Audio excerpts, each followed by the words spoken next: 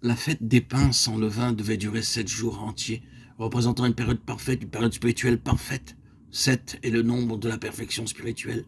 C'est une période spirituelle signifiant que tout ce qui est de la chair est rejeté et éliminé, car le levain est le ferment de la chair, l'œuvre de la chair, l'élément agissant de la chair qui est corrompu. Et nous savons que c'est le levain qui est la base de la corruption. On doit éliminer la chair car elle est corrompue. La chair doit être éliminée tout au long de la constitution de la vie spirituelle. Nous devons aller à Romains 6 et voir dans la croix du Seigneur Jésus que le corps de la chair a été rendu inopérant.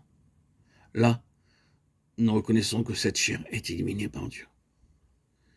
Le Seigneur exige qu'elle soit mise de côté. Nous devons la renier. Nous devons accepter la position de Dieu à ce sujet. Car la chair ne doit avoir aucun droit. Cela ne signifie pas que nous ne serons jamais tentés dans le domaine de la chair, ni que nous ne serons jamais conscients que la chair est là. Mais cela signifie que nous devons renier la chair, bien que nous puissions être touchés par elle. Nous devons reprendre le terrain, répudier la chair et dire « Je me répands, je mets cela derrière, je reconnais qu'elle est corrompue et qu'elle corrompra toujours. Et je la rejette. Je me reconnais mort à l'égard de tout cela. » La veille de la Pâque, le père de famille juif allumait sa lampe et passait dans chaque pièce de la maison, cherchant dans chaque recoin, chaque lieu à l'écart pour voir s'il trouverait du levain. Et après avoir balayé le levain hors de sa maison, suite à une recherche des plus minutieuses, car sans cela Dieu n'aurait pas été satisfait, il faisait cette déclaration. J'ai scruté ma maison, je l'ai débarrassé du levain que je connais. Mais s'il y a encore du levain qui a échappé à mes soigneuses recherches, à mes minutieux examens, je le répudie aussi. La fête des pains sans levain se caractérise par l'entière répudiation de la chair comme élément de corruption. L'unité de l'Église, le corps de Christ, exige que non seulement nos péchés soient ôtés, mais que nous avons aussi été mis de côté en ce qui concerne la chair.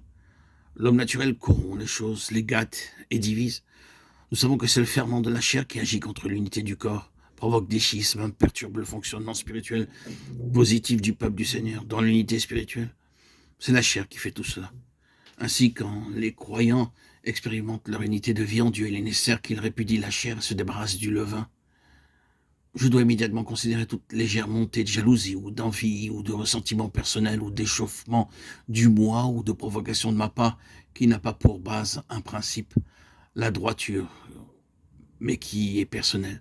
Tout ce qui jette une ombre entre moi et autrui, et de tout mon cœur, je dois dire, j'ai commis une faute et je me répands de cela et désire extraire ce levain pour le rejeter. Nous devons tous agir ainsi. Durant cette vie naturelle, nous sommes toujours sujets à être offensés et fâchés, car nous sommes très susceptibles. Ah oui, nous le savons tout à fait bien, que nous nous sentions offensés à juste titre ou pas, ce n'est pas cela la question. Ce qui compte, c'est de savoir si notre chair a fait intrusion dans la situation ou pas. Si elle s'est intégrée, elle a dressé une barrière entre nous et les autres. Et nous devons confesser cette faute dont nous avons été coupables. Ne nous excusons pas sans cesse parce que les autres ont été plus injustes envers nous que nous envers eux, ni ne cachons nos propres torts parce que les autres ont tort.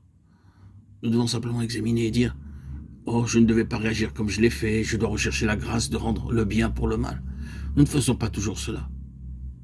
Mais aucun de nous, mais à moins que nous ne fassions cela, à moins que nous ne soldions continuellement nos comptes, une barrière va se dresser entre nous. Le corps de Christ dans son unité corporative est fondé sur le principe agissant de Romains 6 et de Colossiens 2, 11, 12. Le corps de la chair est circoncis, rejeté au loin. Voyez à quel point il est nécessaire d'avoir quelque chose de plus que le principe de notre identification avec Christ dans la mort. Il doit y avoir non seulement le principe, mais le fonctionnement actif du principe. Le principe ne fait probablement rien d'autre que de nous mettre dans une fausse position, et il en sera ainsi s'il n'est pas appliqué. Nous pouvons être trompés par l'erreur, mais nous pouvons aussi l'être par la vérité en tant que telle. Beaucoup de personnes sont trompées par la vérité. Elles ont le principe, elles ont la doctrine, et pour elles, c'est l'aboutissement de tout. Elles ne voient pas que ce qui est nécessaire, c'est que le principe soit agissant et que ce doit être par la vie.